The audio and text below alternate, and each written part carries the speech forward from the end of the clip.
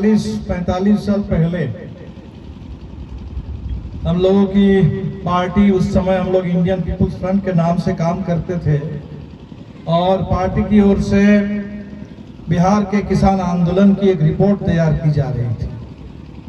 और वो दस्तावेज जब तैयार हुआ, बिहार के धधकते खेत खलिहानों की दास्तान, दुनिया भर में बिहार के किसान आंदोलन की रिपोर्ट गई।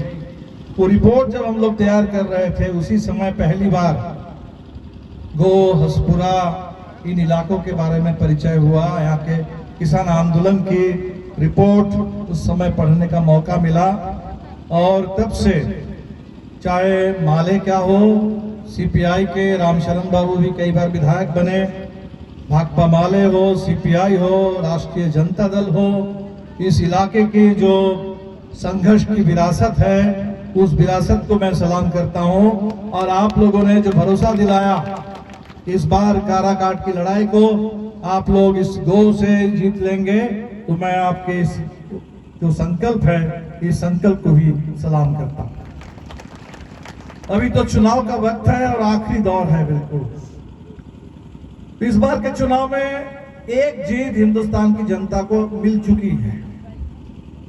वो जीत है कि भारतीय जनता पार्टी ने जो सोचा था कि 400 पार का नारा देकर के ऐसे ही चुनाव जीत जाएंगे, राम मंदिर की बात करके ऐसे ही चुनाव जीत जाएंगे, कुछ भी बोल करके चुनाव जीत जाएंगे, तो लोगों ने कहा कि नहीं, ऐसा बिल्कुल नहीं।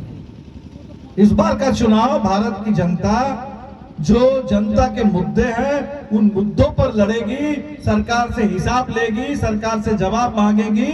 और पिछले 10 साल से सरकार ने जिस तरह से धोखा किया है, उसकी सजा इस बार सरकार को मिलेगी। सरकार बेदखल होगी और इंडिया की सरकार। बड़े मुद्दे क्या है चुनाव?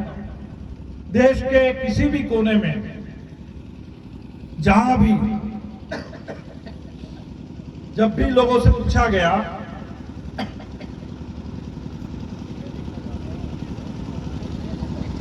तो लोगों ने बताया कि एक नंबर पर बेरोजगारी, पूरे भारत का सवाल, बिहार में भी। दूसरे नंबर पर लोगों ने कहा महंगाई, पूरे देश का, बिहार का भी। बिहार के बड़े सवाल। अभी जब नीतीश जी हम लोगों के साथ थे तो 2 काम हुआ।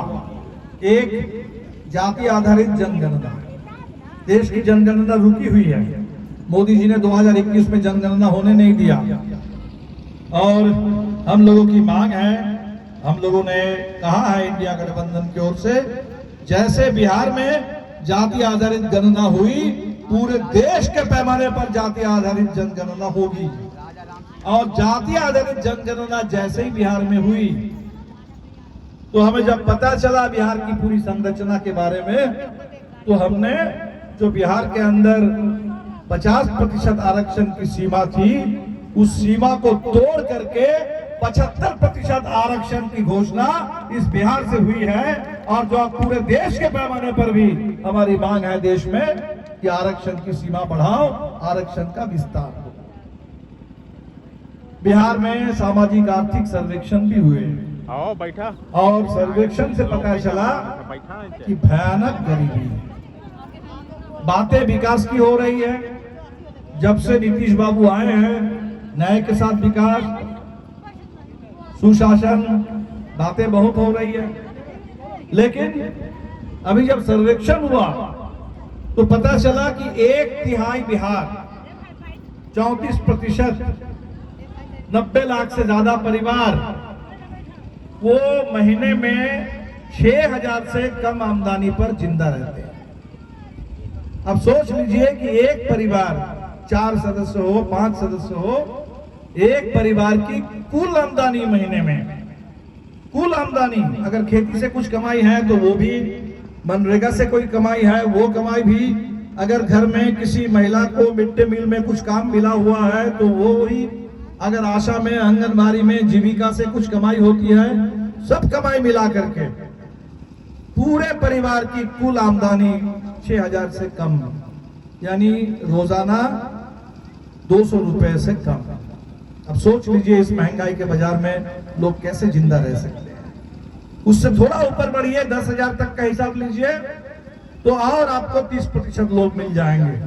यानी पूरे बिहार में हर तीन में दो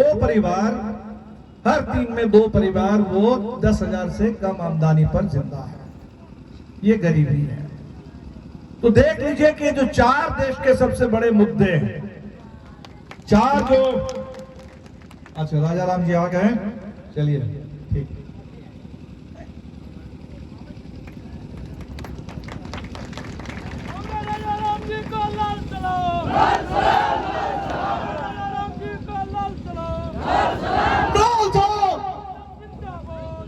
लोग याद दिला रहे हैं चुनाव में 1 2 3 4 का फॉर्मूला महानंद जी ने हमको बताया कि 1 2 3 4 1 जून को चुनाव है, दूसरे नंबर पर राजा राम जी का नाम है, 3 तारा वाला चुनाव चिन्ह है। ठीक से वोट दीजिए तो 4 तारीख को जीत का सर्टिफिकेट आपके हाथ में आने वाला है। 1 2 3 4।